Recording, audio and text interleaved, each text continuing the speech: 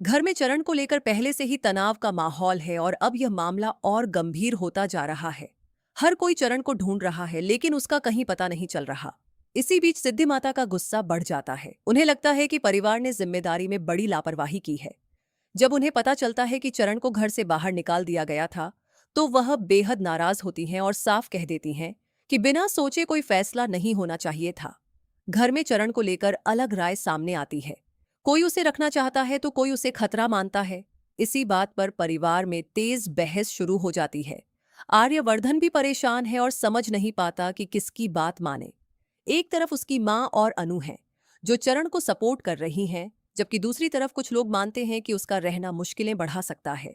गुस्से में आर्यवर्धन ऑफिस के लिए निकलता है लेकिन जल्दबाजी में जरूरी फाइल घर पर ही भूल जाता है। अनु की नजर उस फाइल पर पड़ती है और वह समझ जाती है कि यह बहुत महत्वपूर्ण है। वह फाइल लेकर ऑफिस जाने का फैसला करती है।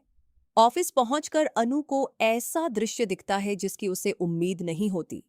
वह आर्यवर्धन के केबिन के पास पहुंचती है और अंदर से मीरा और आर्यवर्धन की बातचीत सुनती है।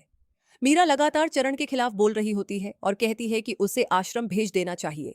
सबसे बड़ा झटका अनु को तब लगता है जब वह आर्यवर्धन को मीरा की बात से सहमत होते सुनती है।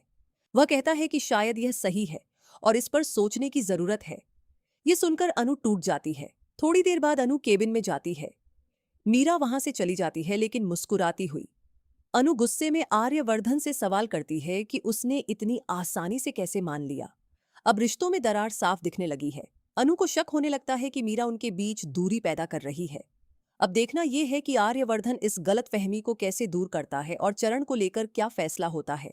अनु के मन में लगातार सवाल घूम रहे होते हैं और उसे लगने लगता है कि यह पूरा खेल धीरे धीरे एक बड़े सच की ओर बढ़ रहा है, जिसका खुलासा आगे आने वाला है।